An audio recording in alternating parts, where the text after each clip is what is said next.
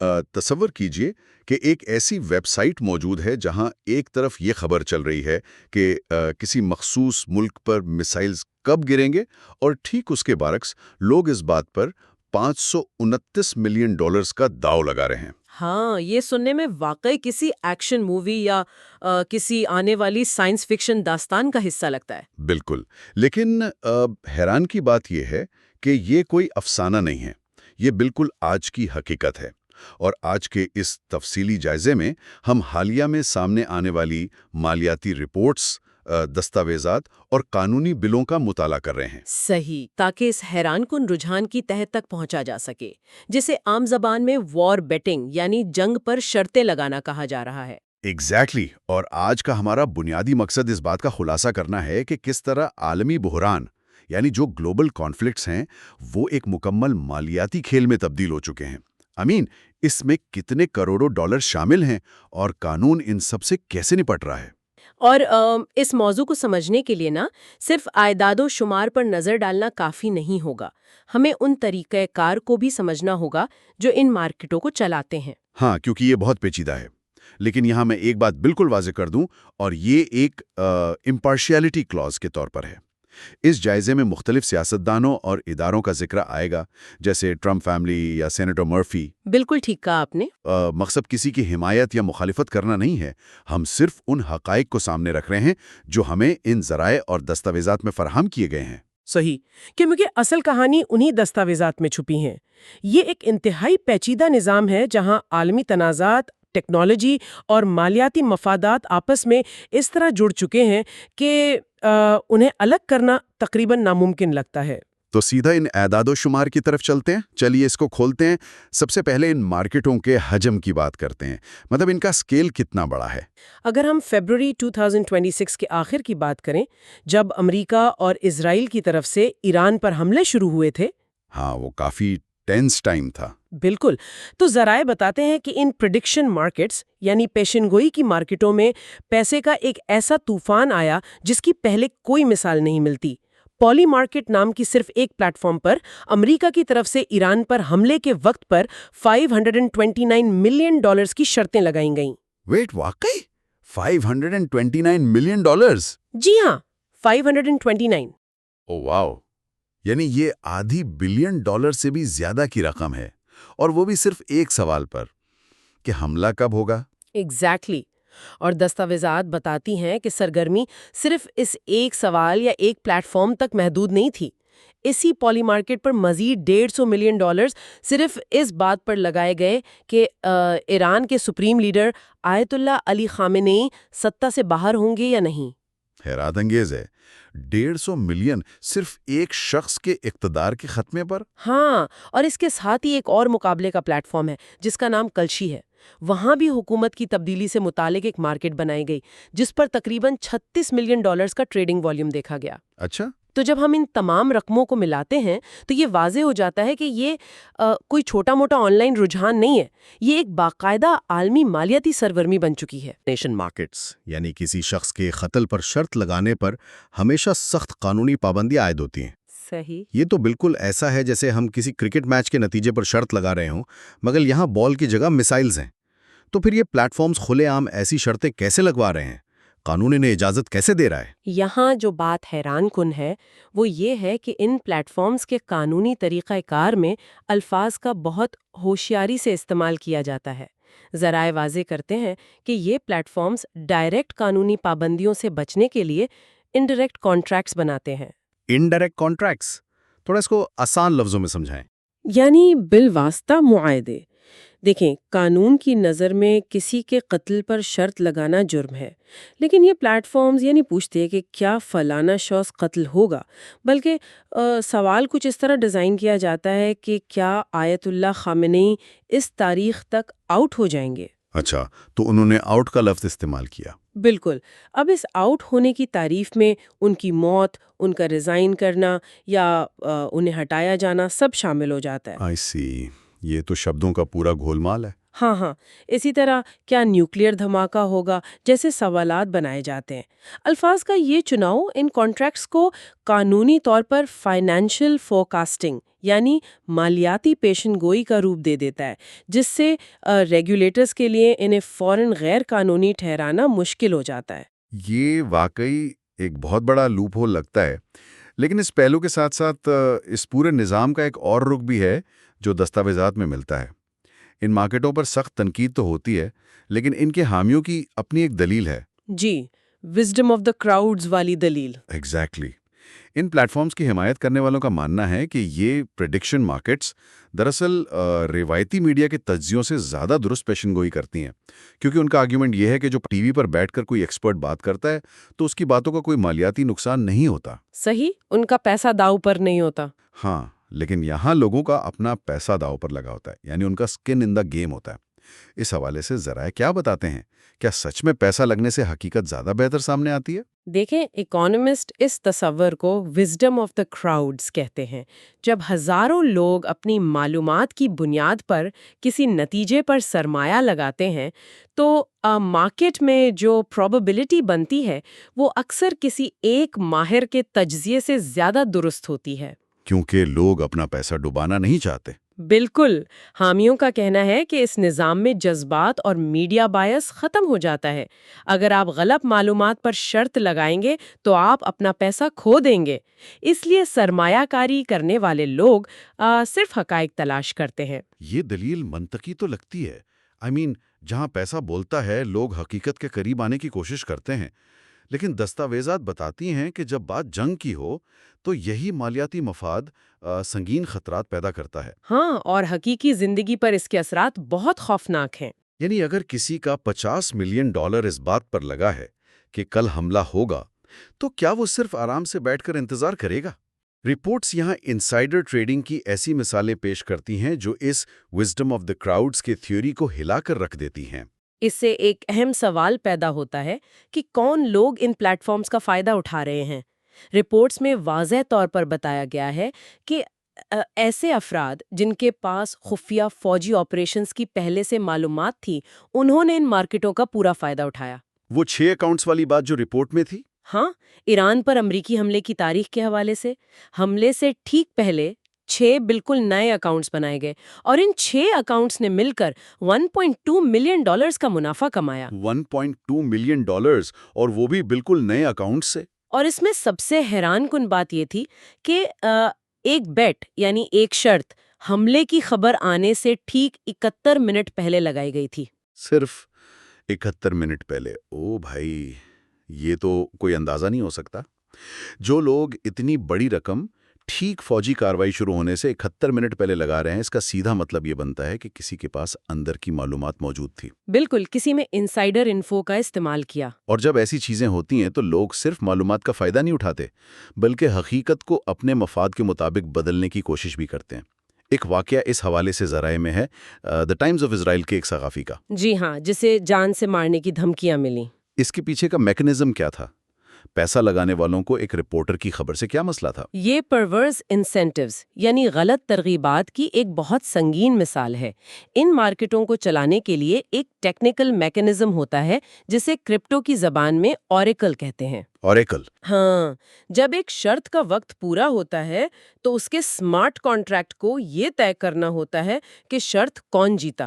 اس کے لیے سسٹم خود کسی معتبر نیوز آؤٹ لیٹ کی خبر کو بنیاد بناتا ہے۔ اچھا، تو سمارٹ کانٹریکٹ خبر پڑتا ہے؟ ایگزیکٹلی۔ اگر خبر آتی ہے کہ میزائل گرا تو یس پر پیسہ لگانے والے جیت جاتے ہیں۔ اب اس صحافی کو دھمکیاں اس لیے ملی کیونکہ شرط لگانے والے چاہتے تھے کہ وہ صحافی اپنی رپورٹ کے الفاظ کو ٹھیک اس طرح تبدیل کرے جو پالی مارکیٹ کے کرائیٹیریا پر پورا اترے۔ اوہ، آئی گیٹ اٹ، تاکہ وہ لوگ اپنی شرط جیت سکیں۔ بالکل، ان لوگوں کو اس بات سے کوئی غرض نہیں تھی کہ زمین پر سچ میں کیا ہوا۔ انہیں صرف اس بات سے مطلب تھا کہ میڈیا پر لفظ کیا لکھا گیا ہے تاکہ سمارٹ کانٹریکٹ انہیں پیسے دے دے۔ تو یہاں پر ایک قدم اور آگے بڑھتے ہیں۔ اگر سسٹم ایسے کام کرتا ہے کہ جو میڈیا پر رپورٹ ہوگا وہی حقیقت مانی جائے گی، تو قومی سلامتی اور ڈس انفارمیشن یعنی جھوٹی خبروں کے حوالے سے یہ کتنا بڑا خطرہ ہے؟ یہ ایک عظیم خطرہ ہے۔ ایکسپرٹس نے واضح وارن کیا ہے کہ ان پریڈکشن مارکیٹس کو برے عناصر عالمی سطح پر اثر انداز ہونے کے لیے استعمال کر سکتے ہیں۔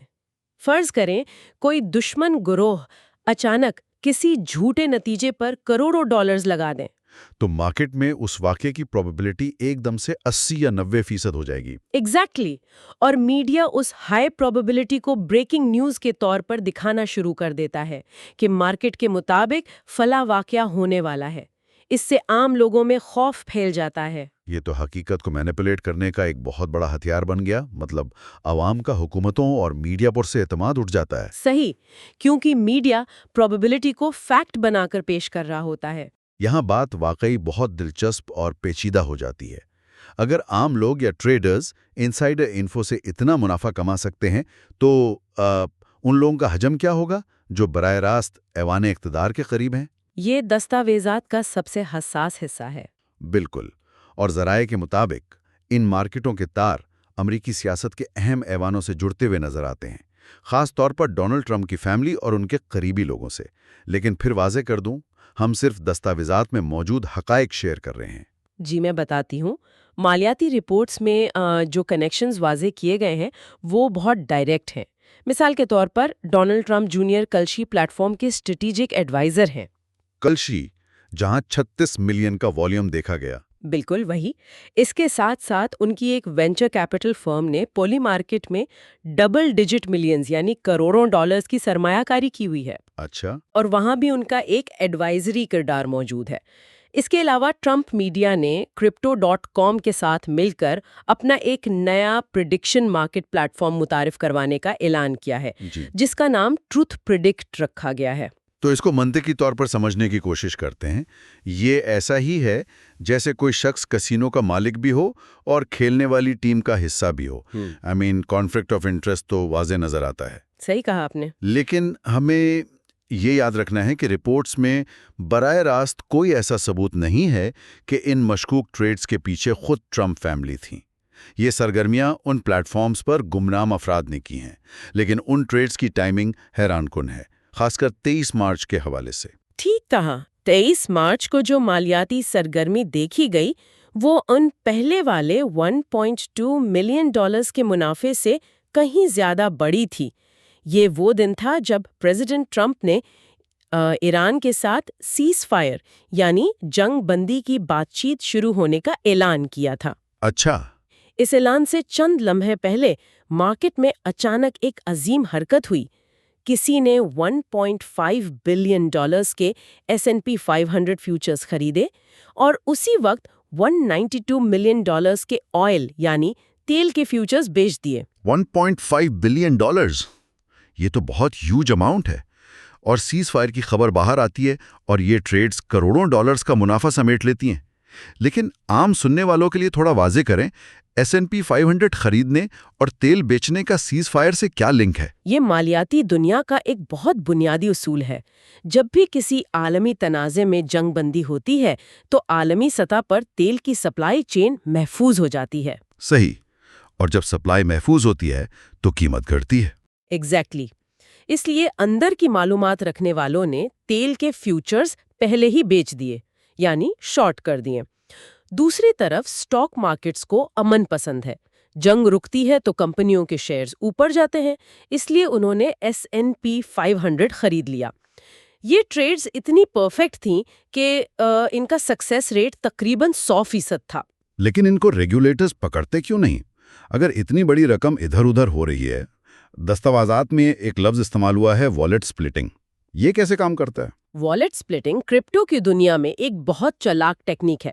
عام مارکیٹوں میں اگر آپ اچانک 100 ملین ڈالرز کی ٹریڈ لگائیں تو SEC کا سسٹم فوراً ریڈ فلیگ اٹھا دے گا۔ ہاں، وہ تو اکاؤنٹ فریز کر دیتے ہیں۔ بالکل، لیکن ان ڈی سینٹرلائزڈ پلیٹ فارمز پر جو ویلز ہیں یعنی بڑی رقم والے، وہ اپنی رقم کو ایک سافٹ ویئر کے ذریعے چھوٹے چھوٹے حصوں میں تقسیم کر دیتے ہیں۔